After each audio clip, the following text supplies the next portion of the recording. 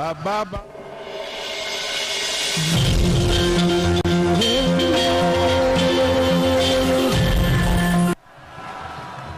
Jambo tena. Habari.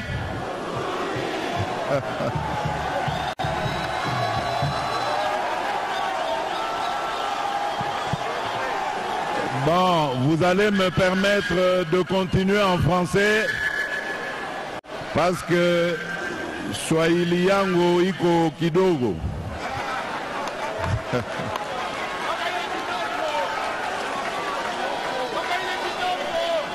Mes chers et très chers compatriotes,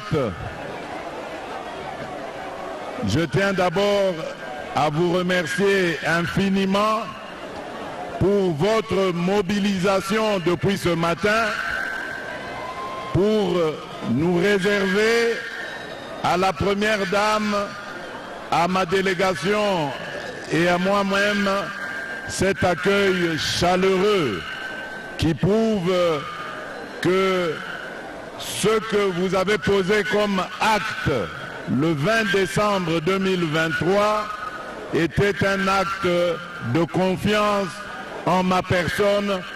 C'est pourquoi je vous remercie très chaleureusement.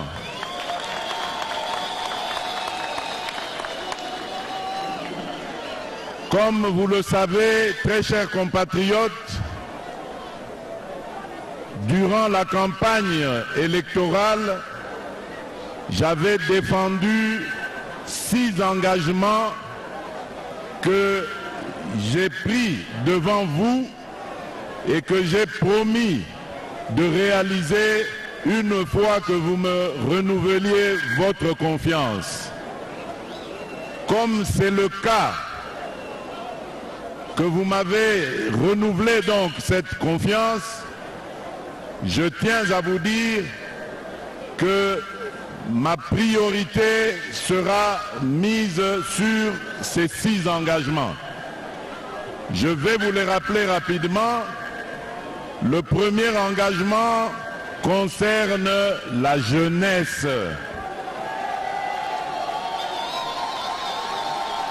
La jeunesse, c'est l'avenir de ce pays.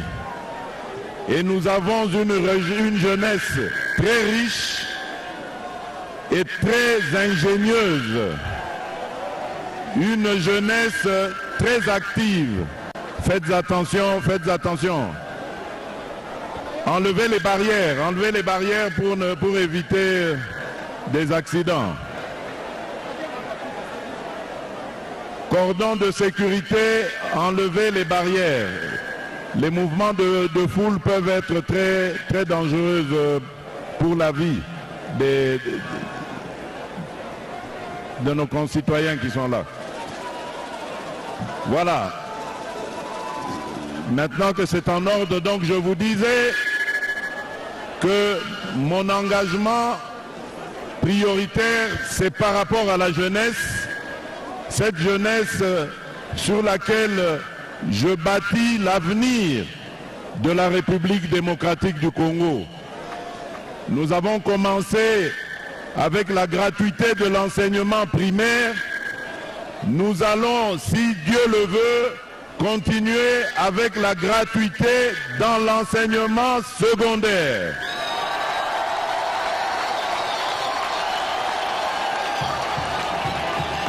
L'objectif étant de former tous nos enfants dans tous les domaines possibles pour pouvoir faire face aux défis de demain.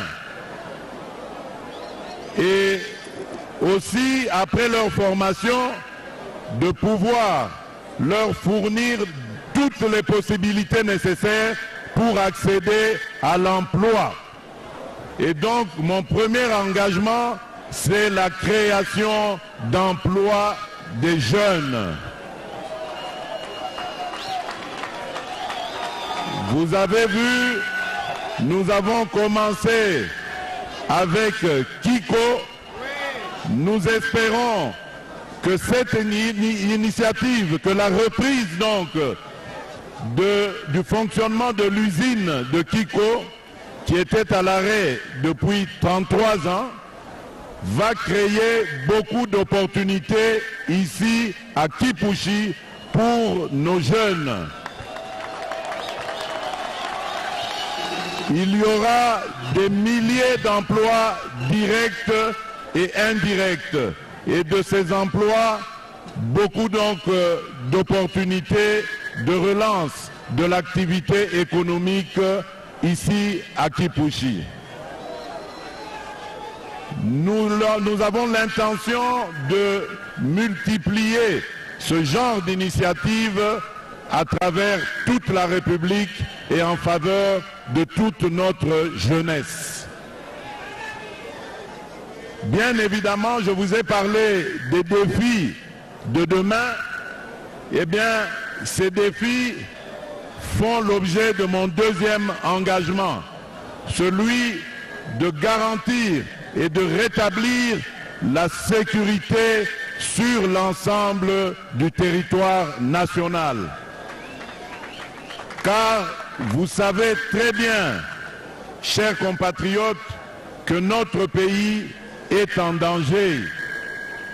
Notre pays est envié par certains voisins belliqueux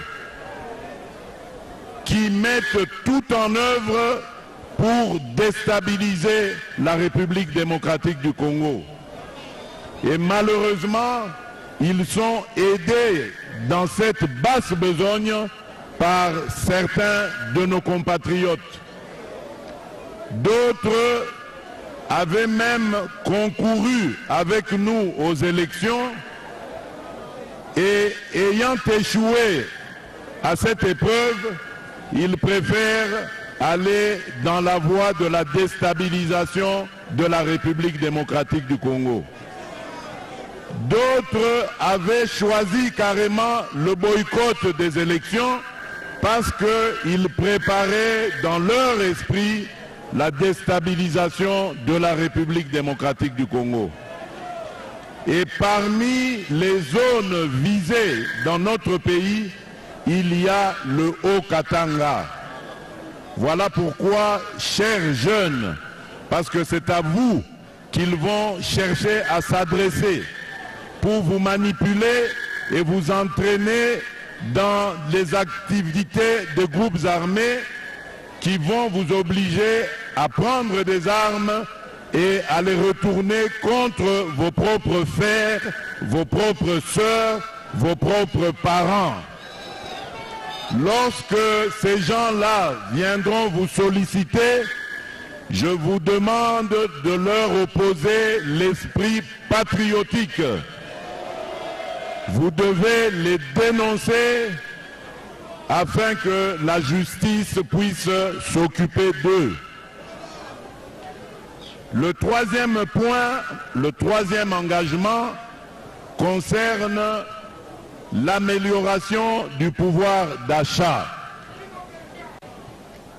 Partout où je suis passé, que ce soit en campagne ou après la campagne, beaucoup de nos compatriotes m'ont interpellé sur le taux du dollar. Mais à chaque fois, je leur réponds que le dollar n'est pas une monnaie congolaise. Le dollar est américain et que nous devons faire des efforts pour renforcer notre confiance dans notre monnaie qui est le franc congolais. Et pour renforcer cette monnaie, nous devons relever le défi de la production locale. C'est par là aussi que nous créerons beaucoup d'emplois pour notre jeunesse. Nous devons, et c'est pourquoi j'en ai fait une priorité, nous devons nous engager à développer notre agriculture pour que celle-ci puisse à la fois garantir la sécurité alimentaire à tout notre peuple, mais également procurer beaucoup d'opportunités d'emploi par la transformation agricole et par l'exportation de nos produits pour enrichir le pays et notre économie. Le quatrième engagement, c'était justement la diversification de cette économie. Aujourd'hui, nous nous réjouissons car Dieu nous a bénis.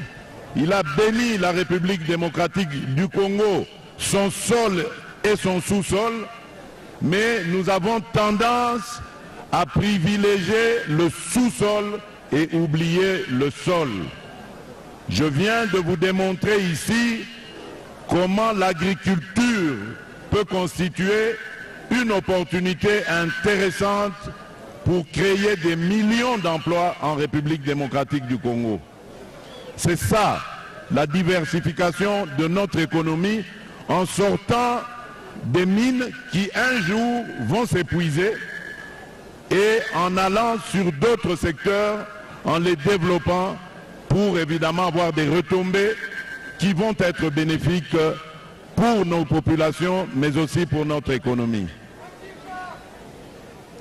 Le quatrième engagement, ou le cinquième plutôt, c'est celui de l'accès aux services de base. Je sais combien c'est très difficile aujourd'hui de permettre à tous les Congolais d'avoir un accès à l'eau et à l'électricité. Mais ne vous en faites pas, depuis que je suis à la tête de ce pays, j'ai toujours impulsé notre gouvernement à aller de l'avant dans ce domaine-là. Et je peux vous dire qu'aujourd'hui, nous avons un ministre qui est très dynamique aux ressources hydrauliques et qui promet d'ici 2030 d'arriver au moins à plus de 60% de la population qui aura accès à l'eau et à l'électricité. C'est un travail de tous les jours, un travail qui nous préoccupe au plus haut point et nous n'allons pas baisser nos bras pour cela. Mon sixième engagement, c'est celui de faire de notre administration une administration moderne, un instrument de développement de notre pays. Et donc par sa modernisation, nous allons arriver à identifier toute notre population et ainsi à pouvoir planifier des programmes bien définis et dédiés à toutes les tranches de notre population. Voilà pourquoi je tiens énormément au programme de développement des 145 territoires. C'est un programme qui va permettre à notre pays de se développer en un seul rythme et de la même manière partout sur l'ensemble du territoire national. Ainsi, nos compatriotes qui habitent dans les milieux ruraux, des milieux parfois très reculés, seront tous accessibles et pourront aussi accéder à tous les centres urbains. Et comme ils pourront produire grâce au programme de développement local des 145 territoires, ils pourront donc amener leur production dans les grands centres urbains. Le but de ce programme est, comme je vous l'ai dit, de relever notre pays, mais aussi et surtout de rassurer les populations qui vivent en milieu rural, de pouvoir rester dans leur contexte, de pouvoir vivre tranquillement et évoluer dans leur milieu d'origine. Nos jeunes ont beaucoup migré. Nos jeunes sont partis vers plusieurs destinations et souvent d'ailleurs pour aucun résultat essentiel. Voilà pourquoi nous voulons vous doter des moyens à travers ce programme pour que vous restiez dans votre milieu naturel, que vous y évoluez normalement, que vous ayez accès à l'éducation, aux soins de santé et même au travail en évoluant dans votre propre milieu. C'est comme ça que nous arriverons à développer la République démocratique du Congo, ce pays cher à nos cœurs et qui est attendu par l'Afrique tout entière comme un espoir de son développement. Vous devez toujours l'avoir à l'esprit. Notre pays, qui est situé au cœur de l'Afrique et qui est doté de tant d'atouts, de tant de potentialités, est un espoir pour l'Afrique. Voilà pourquoi nous vous préparons, vous, nos jeunes, pour que demain, vous soyez ces exemples et que vous constituez ce moteur que l'Afrique attend pour son relèvement. Je vais terminer par ce que vous entendez ces derniers temps et qui fait polémique dans l'opinion, c'est ce problème de révision ou de changement de la Constitution.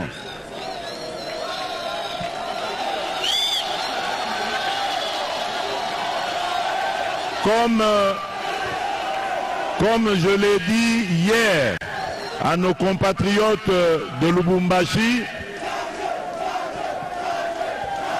merci. Merci, merci. Comme je l'ai dit hier à nos compatriotes de Lubumbashi, je considère que c'est une insulte à l'intelligence congolaise de nous interdire de réfléchir sur notre Constitution, cette loi fondamentale qui régit notre nation. Venir nous dire que nous ne pouvons pas nous arrêter un instant et regarder dans cette Constitution qu'est-ce qui est à changer ou à réviser pour permettre au pays et à ses institutions d'aller de l'avant, pour moi, c'est un acte qui rabaisse notre intelligence.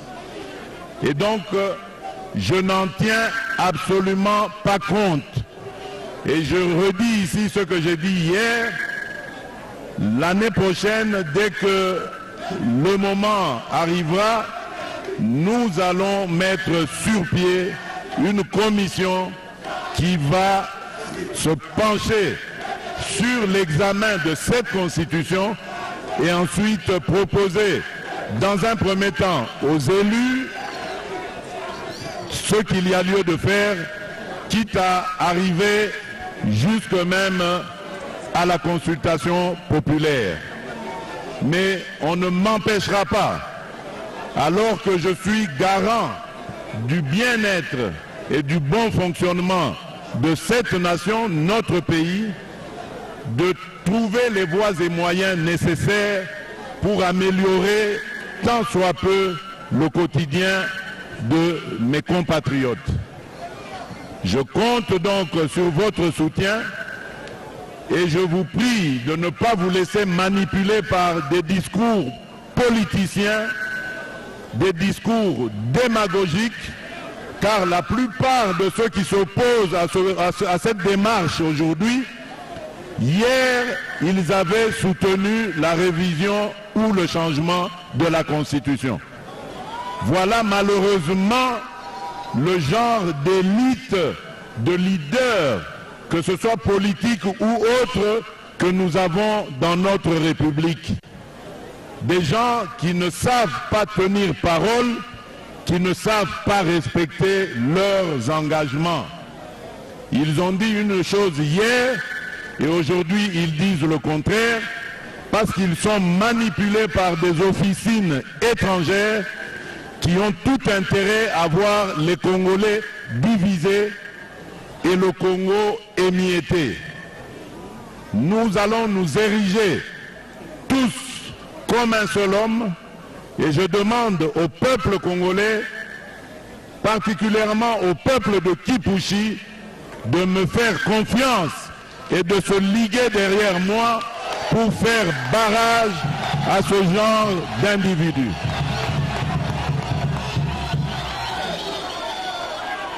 Voilà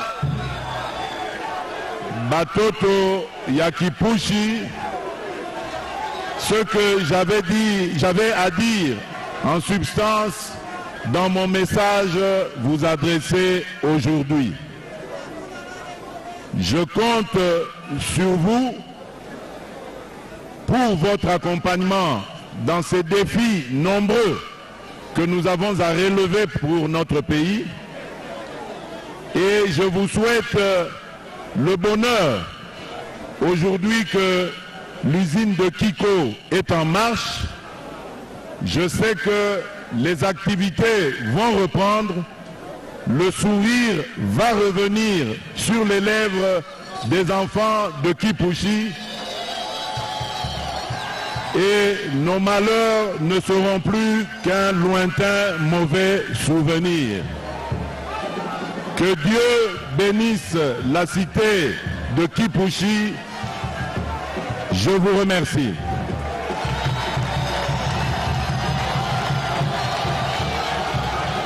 Chers téléspectateurs, là, le président de la République, Félix-Antoine Tshisekedi Tshilombo, vient de terminer son adresse à la population de Kipushi. Même message qu'à Lubumbashi, message essentiel, c'est adressé d'abord aux jeunes de ne pas immigrer, de faire en sorte de travailler pour la République démocratique du Congo. Pourquoi pas devenir entrepreneur demain?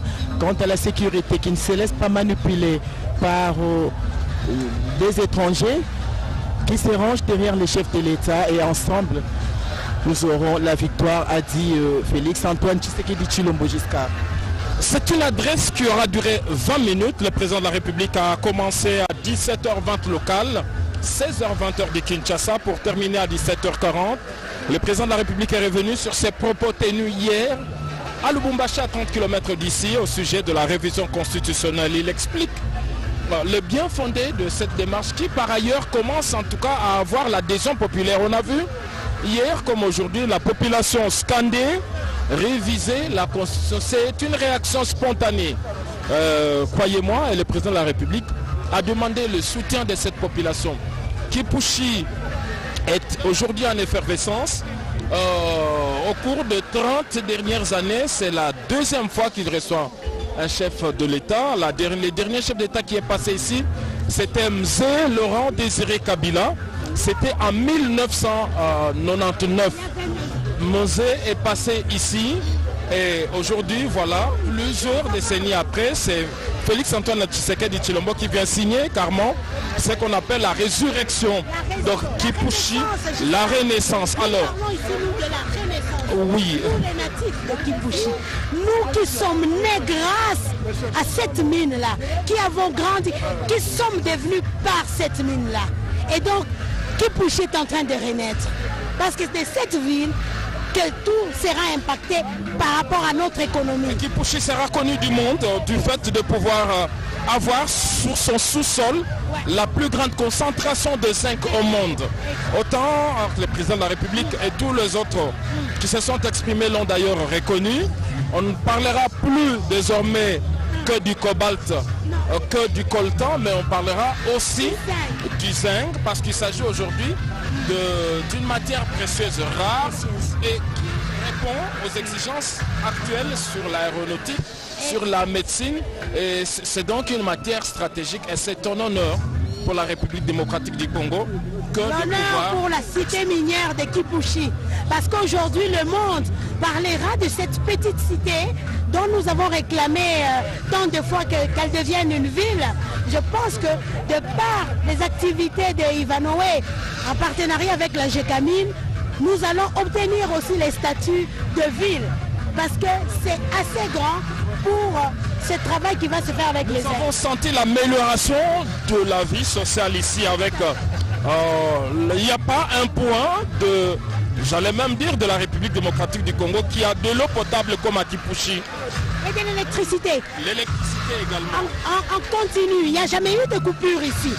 Que ce soit la cité... C'est normal, c'est une cité industrielle. Que ce soit la cité, que ce soit dans les maisons GECAMIN, ex-GECAMIN. Ceux qui nous suivent à travers de la RTNC se rappellent de cette belle voix. Il s'agit de Rose Lucano Chakwiza, une ancienne, une aînée dans la profession de la RTNC. Et elle est aujourd'hui, elle est native d'ici. Elle tenait à voir son Kipushi renaître. C'est un plaisir pour vous, Rose Lucano. C'est un plaisir, donc un honneur pour vous, Rose. L'honneur pour moi, Giscard Paty, toute la RTNC, de parler. Ce que le président Tshisekedi vient de faire est très important. Très important. Je pense, vous savez, Ivanhoe en partenariat avec le GECAMIN est là depuis un certain temps, mais ça ne bouge pas. Alors, le fait que le président vienne ici, c'est un putsch qu'il vient de donner, un coup qu'il vient de donner. Le public s'est levé lorsque, dans les discours, même Ivanhoe a dit que dans 12 ans, dans 12 ans, cette usine appartiendra entièrement à la GECAMIN et donc à la République démocratique du Congo. Exact. Alors que aujourd'hui, c'est par joint venture, c'est vrai qu'ils ont mis un peu plus de moyens, ils ont un peu plus de parts, mais l'État congolais à travers la GECAMIN et son PCA se retrouve là. Merci Rose, parce que nous allons devoir évacuer ces lieux. Paty Tondouangou, nous devons donc chuter pour terminer ces reportages en direct. Merci Giscard, merci Rose Lucano, merci chers téléspectateurs pour votre attention à ce direct que nous vous avons présenté à partir de Kipushi dans la province du Haut-Katanga. Et là, je remercie. Et là, je remercie mon équipe technique composée d'Ele Manerio, Mwanza Godé, Elenga José.